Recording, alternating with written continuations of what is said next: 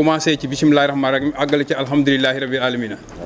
ñu ngi sant vraiment le maire le premier magistrat de la commune monsieur Alioune Badara Ly bi nga xam ne tey moo jiite l'institution communale bi nga xam ne yàlla teg na ko fi boobu ba léegi. jataay bi nag yaakaar naa ne du nekk jataay bu njëkk ci commune bi nga ñëwee fii ak léegi te yaakaar naa du nekk buy mujj xam naa ne donc jeunesse Koungheul loolu la ñu bëgg kon merci beaucoup monsieur le maire bi nga comprendre loolu. dañuy def rek lu dul ubbi rek bu ko defee aspect technique bi parce que peut-être mu nekk un animateur boo xam ne technique la un animateur boo xam ne dafa nekk militant wala médiateur je pense que animateur technique bi dina nekk du côté de Madiaw parce que tout ce qui est aspect technique moom dina ko joxe. peut-être man damay nekk un animateur médiateur kese pour yombal jokkalante bi ak assistance bi ak li nga xam mooy conseil municipal bi donc loolu moo tax ñu jël kàddu di ci kanamu waa presse di leen jaajëfal bu baax ci taxawaay bi ngeen am Koungheul di nuyu toutes les structures de Koungheul suñu waxee structures yi nag am na ñi nga xam ne ay bànqaas yu mag lañ ñu uuf ay bànqaas yu ndaw ba ci ASC yi am na yeneen structures yoo xam ne ci sport la ñuy yëngu mais nekkuñ ci sport wala nawetaan wala football mais sport la ñuy def pur et dur donc bëgguma lim benn mën naa jum fàtte kenn mais ñi ci toog salle bi ñëpp ku ci nekk structure bi nga jiite rek bu ma waxee da nga gis sa bopp jël kon ñu ngi nuyu structure de jeunesse yëpp parce que structure yëpp pour commune Koungheul la te la mairie pour commune Koungheul la comme structure yi pour commune Koungheul la mairie pour commune Koungheul yaakaar naa ne ku wut fu mu fanaan ak ku wut ko wéttali tëjal buntu bi war leen boole en tout cas merci beaucoup monsieur le maire pour votre compréhension votre engagement à l'endroit de la population de Koungheul et particulièrement à la jeunesse le sport de façon générale donc loolu lañ doon ubbee rek jox kàddu gi Madiaw Mbengue du ñàkk nag Madiaw comme ni nga ko waxee ci chronogramme bi ñu jox léegi structure yi parce que am na ñu ko jiite boo xoolee jàggali mi ngi toog Mame Thierno Dia suñu frère ñu ngi toog Bassirou Socé aussi mi ngi toog muy structure yoo xam ne ñoom ñoo jiite ndaw ñi ci biir football fii ci Koungheul du ñàkk xañ ne ñëpp mu ñu jël kàddu mais bu kenn jëlee day mel ni ñëpp la jëlal donc ñoom dinañ ko waxtaanee parce que c'est Koungheul c'est nous dans nous donc Madiaw loolu ñu njëkkee jox kàddu gi ci présence bu inspecteur représentant inspecteur des sports muy monsieur Sadio Bari ak conseil municipal. Asalaamaaleykum les présidents d'association ñu ngi nuyu ñëpp donc ñi nga xam ne ñoom ñoo jiite football bi d'abord ak ñeneen ñi nga xam ne aussi comme ni ko Cheikh waxee ñu ngi yëngatu ci beneen côté bi parce que subvention yi ça concerne bépp Koungheulwaa boo xam ne nii am na benn secteur bi nga yëngatu ñu xàmmee la ci nga am ay textes yoo xam ne nii moom moo la tax ñu installé la mooy ay récépissé nga indi ko ci mairie bi ñu enregistré xam ko loolu moo tax ñuy gis tey fii nii ay nit ñu bari ñu ñëw fi subvention yi d'abord parce que le rappel c'est très important fi ñu ko fekkoon ak ñun fi ñu ko yóbbu subvention Koungheul les ASC mooy côté football 1 million la woon ñun ñu ko daal séddoo fii ASC yi di am 45 000 boobu 20 ASC la woon plus les 2 zones ñu séddoo woon 45 000 la ñu am jël ko di kontaan dem suñu yoon tey jii nii ASC yi seen subvention ñun multiplier nañ ko par 2 millions lañ koy joxe depuis 2022 bi ñëwee fii ba léegi les structures de mouvement navétane 2 millions la leen di séddale donc si niñ toll Koungheul Bambouk nga xam ne mooy équipe Fagno bi nekk Koungheul aussi 1 million la woon jot subvention bi ñëwee fii dañ ko multiplier par 2 Koungheul Bambouk 2 millions lay jot léegi yeneen structures yi ñoom tamit 1 million la leen daa séddale am na ñoo xam ne sax léegi ñu ngi jot subvention te masuñu jot boobu aussi ñun dañ ko multiplier par 2 muy 2 millions kon ñun subvention yi dañ ko fekk à 3 millions yóbbu ko ba 6 millions foofu lañ toll ci effort bi nga xam ne def nañ ko ci li ñuy jox ASC yi yemuñu foofu parce que leer na leerut aujourd'hui match Koungheul mi ngi commencé 18h di terminer 21h 22h am na temps yoo xam ne nii première heure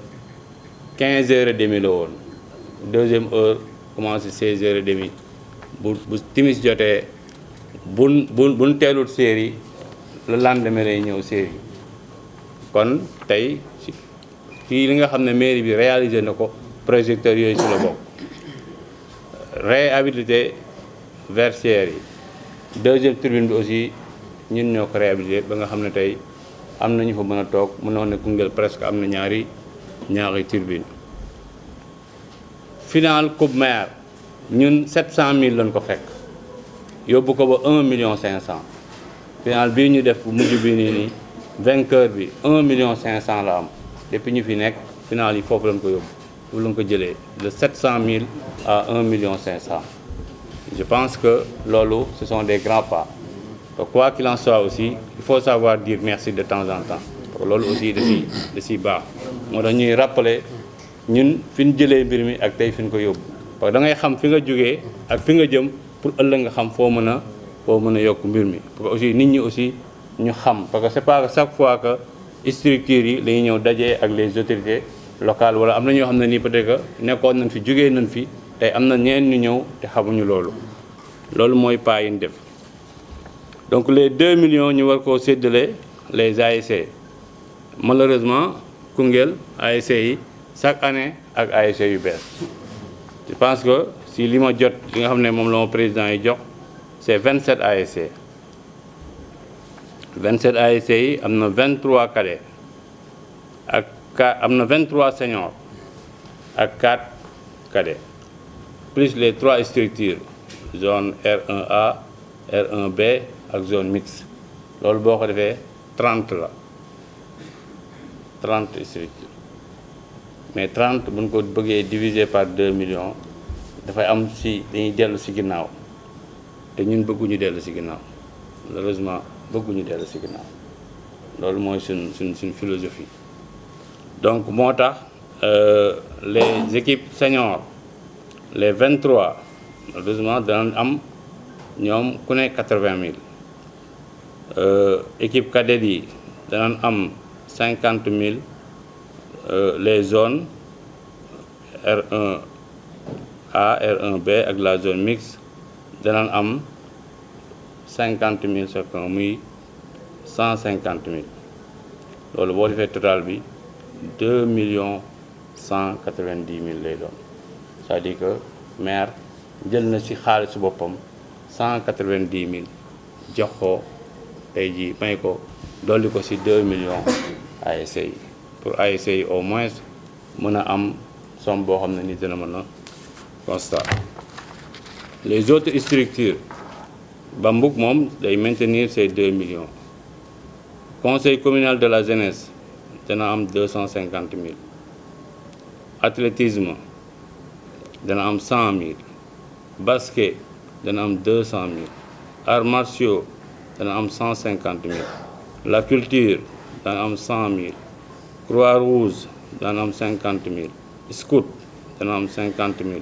Les éclaireurs, les pionniers, la lutte ñoom ku ne dana am 50 000. Les écoles de football qui sont au nombre de 4 ku ne dana am 50 000. La presse ku ne dana am 40 000. Soukra ku ne dana am 50 000. ñoom ils maintiennent leur 2 millions intact. loolu moom la ñuy séddale tey jii nii ak 2 millions yu Koungheul Bambouck yi boo booy le total muy 6 millions 190 000. 190 000 yi je le rappelle maire moo ko jël ci xaalisam parce que bu ñu ko doon joxe normalement dañu waxoon ne les structures mën na leen a dindi mais comme que dañ leen doon jox dañ leen continuer di leen jox moo tax man ne ñun suñu tànk du dem ci ginnaaw mais dañuy dem ci kanam c'est vraiment loolu la nga tenir tey pour joxe. Soit en reste. Tout à l'heure on m'a transmis un document pour nous faire savoir qu'il y aura une caravane nationale qui doit passer dans 3 zones, 3 équipes. Donc la zone de Koungheul, la caravane doit passer le 5 décembre. Donc le document est là indiqué. Peut-être ñëpp mënuñu ko am, mais les présidents de zone, de structures départementales ou autres, ñoom mën nañ ko kii après ñu wasaare ko. Comme ça on fait une grande mobilisation autour de cet événement. Parce que Koungheul man dama bëgg Jeux olympiques bu 2026 bu jotee même su ma fi nekkul même ma nekk fii ma bañ fii nekk. Mais su ma gisee waa Koungheul rek je serais fier de moi te ci loolu tànk boobu laa nekk nii moo tax j'ai accusé du retard pour un peu tirer et on peut faire quelques documents maintenant après on peut le partager par les comment ça s'appelle là par WhatsApp, entre autres. Mais c'est pour vous dire que je suis en train de tout faire pour que Koungheul soit la locomotive du sport dans ce département. Bi ma ñëwee fekk naa fii ñi nga xamante ils ont la culture du sport bëgg nañ sport mais il faut ñu am lu leen manqué mooy ku leen di jàppale. ci jàppale boobu aussi au niveau des collectivités territoriales ñu ngi koy def wax ngeen fii le cas du maire de Koungheul. Donc action yi muy def dans le sport et dans d'autres domaines ñu ngi ciy teg suñu bët et ñu ngi gis ñi nga xamante ne seede nañ ko te ñu ngi koy wax. Maintenant, ce qui concerne la cérémonie d'aujourd'hui, monsieur le maire, mesdames, messieurs, chers représentants, responsables et les jeunes, donc je tiens d'abord à féliciter le maire pour son soutien constant au sport et à la jeunesse. Monsieur le maire, maa ngi lay féliciter bu baax la ci sant fii mooy sama deuxième fois ma fekkee fu ñuy joxe subvention. Man d'habitude là où je suis passé musuma toog fu ñuy joxe subvention je ne le fais pas parce que dama ne bokkul sama prérogative de temps en temps mais fii c'est la deuxième fois que je viens assister à votre appel parce que saa ma la wooyee aussi danga may wuyu wax ma ñeneen duñu ma wuyu de mais saa ma la wooyee danga may wuyu donc moo tax tey aussi bien vrai que dafa xaw a xat nii su ma paree rapidement damay dem mais je tiens à venir vraiment faire un acte de présence mais aussi vraiment tenir à vous féliciter pour votre soutien constant au sport et à la jeunesse. Les subventions remises aujourd'hui traduisent la véritable confiance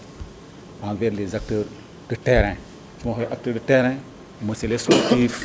c'est les mouvements de jeunesse c'est l'ensemble des mouvements sportifs et les mouvements associatifs. J'invite également les bénéficiaires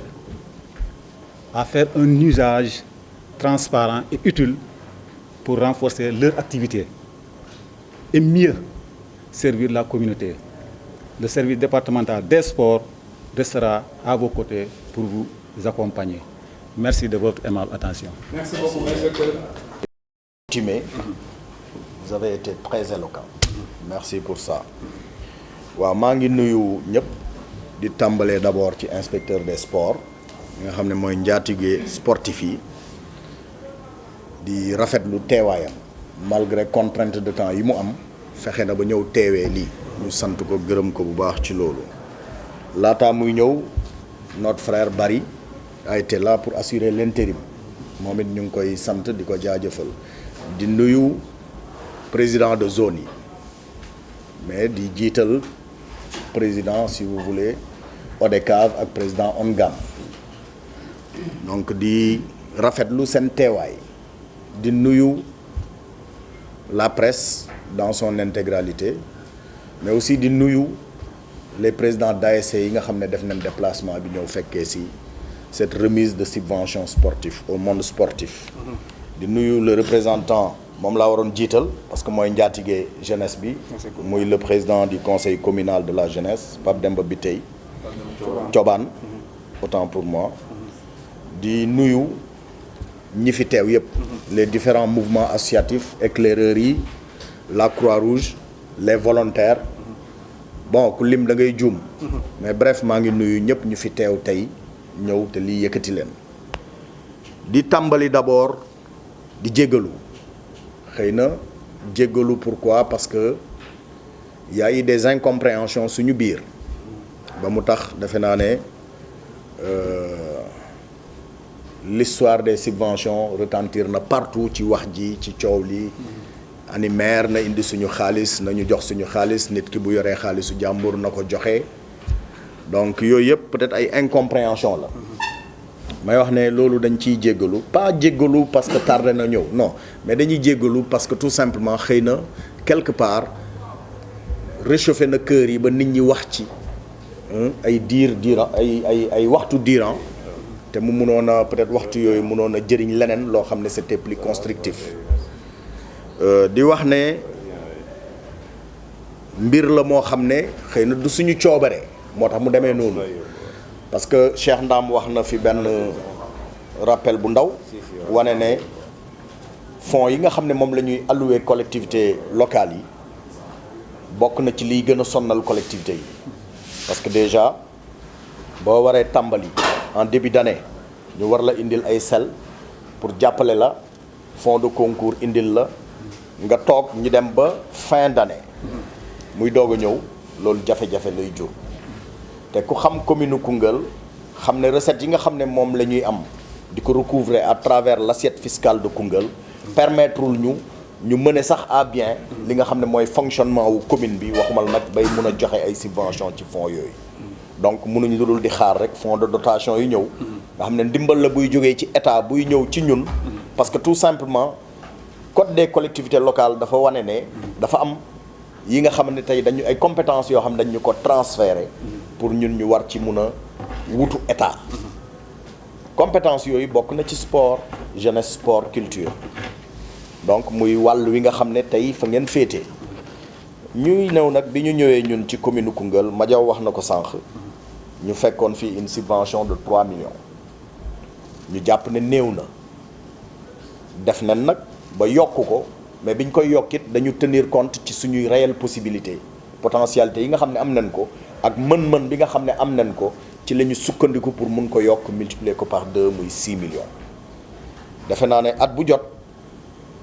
dem nañ sax at yoo xam ne laataa fonds yi di ñëw man maa doon jël ci sama bopp préfinancé ko ñu joxe ensuite après ñu recouvrer def naa def nañ ko fi ñaari yoon bii ren dafa nekk ci contexte bu particulier bi ñu dugalalee suñuy fonds de dotation mu période tombe ak période boo xam ne les recettes n'étaient pas ça fonds de concours ñëwul pour investissement mais aussi sel yi ñëwul te ñëpp xam nañ ne sel daf ñuy jàppale ci fonctionnement wu commune bi surtout ci wàllum masse salariale beeg yu mel noonu ñu jox consigne tous les payeurs du Sénégal pour que salaire dignité la ñu ne nañu bloquer les fonds pour mun prévoir une fois que fonds yële dugul ñu mun prévoir pour mun a fay salaire yi bañ a bàyyi ay agents yuy xëy weer jot dee duñ leen mun a fay donc loolu moo nekkoon difficulté bi nga xam ne tey ñun moom la ñu confronté woon mais xëy na nag bu nit ñi doon aussi di bàyyi xel ci yenn communication yi xëy na dinañ am la bonne information parce que defe naa ne bi ñuy joxe la subvention fii pour les étudiants on en a parlé ci laa waxoon sax ne semaine prochaine dinañ ko def mais nag man sama bëgg-bëgg laa wax bi ñu demee ba war ko def payeur ci boppam absenté loolu moo tax mu tardé génnul semaine passée mais bi mu ñëwee la première chose bi mu def mooy fay la subvention avant même que ñun ñuy dem di ko seeti parce que bi may génn fii di dem bureau am di ko seeti pour subvention dama ñëw fekk mu fay ko donc ça veut dire que il l'avait sur son planning mais xëy na contrainte de temps moo taxoon defu ko loolu nag dafay nekk une situation boo xam ne mun naa ne quelque part keroog maam Thierno ñëw na fii waxtaan nañ je lui ai dit ma ne ko maam man li ma bëgg rek mooy vous êtes des présidents de structure da ngeen takk caq te wax ci xibaaru bambu di wax joo xam ne mënoon leen koo waxee ci biir néeg saafara ko te tiga du toj moo gënoon a yéwén parce que ñun amuñu intérêt jël subvention retiré toog frankulaay ci wala di ci jéem leneen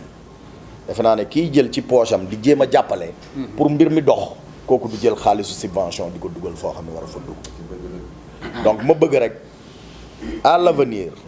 ñuy privilégier communication man nag depuis que je suis venu au niveau de la commune de Koungheul je me suis dit que mon credo c'est de faire de Koungheul une maison de verre c'est-à-dire la commune une maison de verre lu tax ma ne maison de verre c'est une image pour montrer que tout ce qui se fait ici ne se fait pas de façon nu ñu ko waxee dans des zones d'ombre wala de façon non transparente on veut que tout se fasse à la loyale de façon réglementaire mais aussi de façon transparente donc bi ñu ñëwee ba léegi noonu la ñuy doxee moo tax ma sàkku ci vraiment muy secteur bu munta doona képp ku ko jiite rek boo jàppee ne tey quelque part jàpp nga ne commune salfaañe na wala am na nu mu doxalee noo xam ne méngoowul ak yow say aspiration mais déplacé wul nga ñëw toog ngeen waxtaan boo ñëwee on va te donner la bonne information bu ko defee di nga mun yow tamit en tant que président de structure nekk kilifa nekk responsable di nga mun jël message boobu wéyale ko ci ñi nga xam ne ñoom nga jiite bu ko defee réeroo du am donc loolu moo waraloon subvention yi tardé bi sel yi duggee automatiquement mais le payeur a fait une main levée sur les fonds de dotation mais on a fait nos engagements de façon naturelle pour mun libérer kenn ku ci ne lim ci moom ci leen dugal pour étudiants yi dugal pour yéen dugal aussi pour la santé fàttali rek ne santé aussi on a une subvention presque de 20 millions qu'on met là-bas mooy li ñuy jënd non seulement pour les produits d'entretien mais aussi pour les produits d'hygiène bokk na ci aussi pour les produits pharmaceutiques mais aussi appui en carburant ak yu mel noonu nga xam dañ ko ciy def at bu jot justement donc yooyu yëpp dugal nañ ko am ay bor yoo xam ne bi ñuy ñëw ñun dañ ko fi fekk muy au niveau de la pharmacie régionale d'approvisionnement de l'ordre de 34 millions loolu aussi on avait pu avec l'appui ou l'accompagnement du directeur de la PENA defal ñu benn moratoire at bu jot ñuy dindi ci ñun suñu budget di ko ci dugal di ko fay ba defe naa ne bu ñu évaluer bot bi li ciy des ay 10 millions la yu mel noonu kon loolu yëpp c'est pour dire que nous sommes là pour les Kounguellois on a été élus par les Kounguellois pour qu'on se concentre sur la construction ou le développement de cette localité qui est Koungheul qui nous est tous cher ñun ñëpp suñu bëgg-bëgg suñu mbébét mooy Koungheul jëm kanam le maire à lui seul mënul yóbbu Koungheul fenn c'est cette jeunesse là que vous êtes yéenay le fer de lance de tout développement de cette localité nous ne sommes pas là pour X ou pour Y nous sommes là pour tous les Koungheullois nous sommes là pour faire bouger les choses et tant que moi j'aurai un souffle je le ferai bouger au sens où le voudront les Koungheullois donc loolu moom soyez-en rassurés nous ne sommes pas là pour faire des profits nous sommes là pour développer Koungheul nous sommes là pour tirer Koungheul vers des lendemains meilleurs et nous ne cesserons de le faire aujourd'hui pour preuve ku xool dëkk bi xam ne ñu ngi def ay efforts yu mag a mag a mag efforts yooyu nag su mu nee gën a gaaw yéen a ciy jàpp may sàkku rek kenn ku ci ne rek xam ne li ñuy def pour Koungheullois yi la defaluñ ko suñu bopp mais dañ koy def pour l'ensemble des Koungheullois ñu ànd la main dans la main tabax suñu dëkk yóbbu suñu dëkk fu gën a kawe évidemment ci def dina ñàkk xëy na yoo xamante ni wala dina am yoo xam ne jotuñ ci yegg donte mbébét la yéene la ñu ngi ci mais lépp loo gis ci àdduna rek ne me démentira pas mon frère Cheikh Ndam c'est d'abord une question de planification nit ki boo planifié wul mënoo defar donc ci planification yi ñu def ñun pour defar Koungheul yii ngeen tawat muy maanaam mon frère Bass wax na ko mooy la pelouse synthétique du stade de Koungheul loolu mu ngi ci mbébét yi donc ci planification beeg yëpp mu ngi ci ñu ngi ciy def ay jéego mais xëy na wax ko sax dafay xaw a teel mais sachez que suñu mbébét mooy ñu def ko te ñu ngi ci en bon chemin et incha allahu rabbi su yàlla mayee li muy mayee dinañ ko def au grand bonheur des Koungheullois beneen bi mooy vous avez parlé de la hausse de la subvention on a des contraintes mais il n'en demeure pas moins que ki def 6 millions boo amee possibilité def 10 millions dina ko def donc dinañ xool nu ñuy defee ñun suñuy pirouette ba mun xëy na yokk cette subvention là ba mu mun a yegg ci sens bi ngeen waxee mais ce qui est sûr et certain mooy on prend déjà l'engagement de dire que bi ñuy planifier di wax 100 000 francs par structure boobu xëy na y avait que 2 structures cette année vous-même vous savez que ce qui se passe vous le savez tous donc forcément vous avez quitté 2 pour aller à 3 donc il dafay am incidence njeexital ci prévision bi nga xam ne defoon nañ ko mais les ASC aussi on était à 22 ren ñu ngi à 27 donc loolu aussi dafay am njeexital ci subvention bi je pense que bu mujj bi ñu ngi joxe woon fii 100 000 francs par ASC mais tey on est descendu à 80 000 parce que tout simplement vous avez haussé et vous avez haussé aussi sans pour autant nous dire que suñuy nawetaan yokk nañ temps d'équipe loolu aussi dafay am incidence ci mbir mi parce que boo gisee ma waxee noonu mooy à l'avenir am na yoo xam ne suy am privilégier leen communication xëy na bu ngeen toogoon wax ñu ne ñu kat ren kat nawetaan bi moom day jógee ci nangam dem nangam ñun ci suñu planification budgétaire dinañ sóor loolu ba mun a éviter mu am njeexital ci li nga xamante ni moom moo am tey donc yooyu yëpp ay suggestion la à l'avenir man jàpp naa ne ki nga xam ne c'est ton collaborateur numéro 1 dafay jaadu yenn choix majeurs yi wala yenn décision forte yi boo koy jël nga waxtaan ci ak moom mu mun moom it ci li nga xam ne mooy feuille de route am jël la ci dugal la ci pour mun a dem ak yow fi nga xam ne moom nga bëgg mu dem donc loolu ce gap là pour que ngeen mun di jot li nga xam ne moom ngeen doon jot cela va de soi que dina am benn incidence financière parce que dina tax xëy na les 6 millions qu'on avait prévus et qui sont même passés à 6 millions 190 000 si je ne trompe donc c'est les 6 millions 190 000 dinañ rombati foofu parce que dinañ fexe harmoniser pour mun jox les structures les 3 structures éventuellement ak la presse bi demander aussi ne nañ leen jàppale yokkal leen donc je pense que loolu yëpp dinañ ko boole ci mbébét bi et pour preuve nous allons en débat d'orientation budgétaire à partir du 29 ce serait bien que ngeen ñëw mun défendre yenn positions yi devant l'assistance devant les services techniques mais aussi devant les conseillers municipaux qui seront là et là bu boobaa di ngeen am des interlocuteurs qui pourront défendre de façon certaine cette hausse-là à laquelle vous prétendez donc c'est une invite pour que ku ko mun a fekkee nga ñëw fekkee ko ñu toog waxtaanee parce que yëfu dëkk bi leen ciy waxtaanee budget Koungheul la dañ ciy waxtaanee naka leen ko war a mun a defee lan mooy attente population yi bu ko defee ñu def recueil bi mun ñun tamit bu ñuy def suñu vote de budget ñu mun introduire wala jël en compte ces suggestions wala ces demandes yi nga xam ne jib na ci débat d'orientation budgétaire bi donc loolu ñu ngi leen ci invité bu baax di wax ne inspecteur wax na ci journée le 5 bi je pense que la presse est là c'est l'occasion de communiquer sur ça pour que Koungheul ne soit pas en reste par rapport à cette journée de mobilisation parce que mobilisation citoyenne là pour appeler les gens à parler si vous voulez des JO qui seront une première au niveau du Sénégal donc pour que ñëpp mun ci jàpp Koungheul génn massivement conformément aux attentes yi waral ñu ne leen jaar Koungheul donc ñu mun génn massivement pour accompagner loolu donc di wax aussi ci recommandation Cour des comptes dafa am benn aspect boo xam ne bu am solo boo xam ne ci code des collectivités locales dañ ko ciy dugal mooy devoir de rendre compte de redevabilité tey subvention bi ñu leen di jox da ngeen ñu war a produire un rapport buy wane fi ngeen koy dugal fan la pour que ñun ñu teg ko ci suñuy archive loolu bokk na ci recommandation yi nga xamante ni Cour des comptes bi mu fi jaaree waxoon nañu ko donc bëgg neen on a pris l'engagement avec la Cour pour fexe ba loolu ñun ñu koy respecter di sàmmanteeg moom donc dorénavant président de structure yi ak les ASC éventuellement ak les différents mouvements yi fiy nekk nga xam ne on les appuie ñu mun ñu produire un petit rapport sommaire boo xam ne day wane un peu traçabilité wu xaalis bi nga xam dañ koy joxe loolu aussi c'est une invite boo xam ne maa ngi leen koy def pour que ngeen dorénavant ngeen tenir compte ci loolu d'ailleurs la remise de subvention même est assujettie à cela sans la production du rapport waru leen woon sax jot subvention il faut que loolu aussi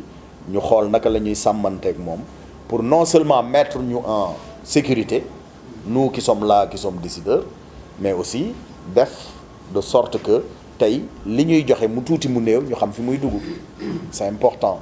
donc loolu aussi invite la boo xam ne maa ngi ko doon def pour ngeen xamee ko noonu bref pour wax rek ne nous sommes tous Koungheullois bon teint et que aujourd'hui suñu mbébét ñun ñëpp mooy yóbbu Koungheul ci kanam muy structures yi muy ASC yi muy ñëpp ay formes d'association la uniquement qui visent le développement ou l'avancement de notre chère localité kon sachez que nous n'avons pas le droit et nous ne serons jamais une entrave par rapport à l'avancée de cette localité qu'est Koungheul donc dinañ ci ànd ak yéen jàppalante ceeg yéen def lépp loo xam ne moo ci suñu taxawaay pour que Koungheul li mu war a doon mu doon ko donc ñu ngi ci néew na bëri na les efforts sont palpables maintenant cela va de soi qu'il y a beaucoup de choses à faire dont ay stade bi améliorer def yenn affaire nous sommes dessus et nous invitons à vous embarquer avec nous dans ce même process parce que suñu intérêt la ñun ñëpp Koungheullois ñu ñafe ci xool nuñ koy defee ba nga xam ne vraiment dina dem ci sens bi nga xam ne moom la ko Koungheullois yi bëggee presse bi wax na aussi mbébétam accompagnement ñu ngi ci woon mais dinañ ko gën a def dinañ leen bàyyi xel dinañ gën a waxtaanaat ak yéen xool xëy na oto bu possible lit ñu xool possibilité bu ñu am pour gën leen accompagner parce que ce que vous êtes en train de faire vous le faites pour la communauté vous le faites pour les Koungheullois d'ici et d'ailleurs surtout de ceux qui sont au niveau de la diaspora tey Koungheul dara du fi umpe lu fi xew ci journée bi suñu mbokk yi nekk Italie espagnol ak Espagne ak yooyu yëpp dañ koy suivre en direct donc loolu day wane ne vous êtes en train de faire un excellent travail qui mériterait quand même qu'on pense plus à vous, qu'on vous appuie, qu'on vous accompagne. Et sachez que on le fera niñ ko doon mos di defee dinañ continuer di leen gunge ci loolu di remercier ñëpp nag di wax ne c'est ça Koungheul unis nous sommes forts mais divisés je pense que nous n'irons nulle part donc nañu jàppalante pour le bien de Koungheul ñu concentrer wu politique am na temps man j'estime que aujourd'hui nekkaguma ci politique parce que 2027 la élection locale il me reste encore une année budgétaire à développer ou à dérouler au niveau de Koungheul donc j'invite les uns comme les autres ñu xam ne liggéey bu jotee nañu liggéey bu ñu yeggee nag ci politique ku mën sa morom duma loolu amul benn problème et puis dañ koy nangu de façon vraiment transparente parce que loolu la àdduna di doxee fii personne n'a le monopole du pouvoir taxaw ne man maay yore nguuru maay téye maay non sacerdoce la rek mairie sacerdoce la engagement la auprès de sa communauté on s'engage à améliorer les choses au niveau de notre communauté loolu du loo xam ne nguuru la parce que coono kese ci ne je pense que loolu il faut que nit ñi xam loolu aussi ñu bàyyante ci xel xam ne c'est le temps de l'action et non le temps de la politique arrivera un jour où on sera dans un ring pour xeex politiquement ku ci nekk di idée mu développer défendre ko pour le bien de Koungheul je pense que loolu lu mot a bàyyi xel la maa ngi sant ñëpp nag di gërëm ñëpp di remercier waat encore une fois de plus l'inspecteur des sports qui a usé de son temps précieux pour venir nous accompagner pendant cette remise de subvention jërëjëf maa ngi sant aussi bu baax oui. ñu ngi jégalu benn question rek la. oui allez-y. ñoom mën nañu dem ba génn di ko laajtaat. waaw waaw. je crois que joué nañu coupe maire. 2024 bi. waaw 2025 bi. waaw et que cette année ci joué coupe maire. waaw mën nañoo génn gars yi di ko wax tout ça fekkee mën nga si indi ay leeral pour cette année ci. waaw coupe maire day am bu baax di nga mën a koo leeral bu baax. je pas pour ñu yokk ci rek le cadre Amath Dramé. suñu coordonnateur. mu ngi wax ci problème moto yi tout ça. mais presse locale li mu gën a soxla mooy formation. ku ñu bëgg a jàppale ku nekk. da ngay jàppale ci formation. macha allah bokk na ci deux questions yoo xam ne bëgg naa yokk balaa nga bàyyi. d'accord c'est bien donc dinaa am.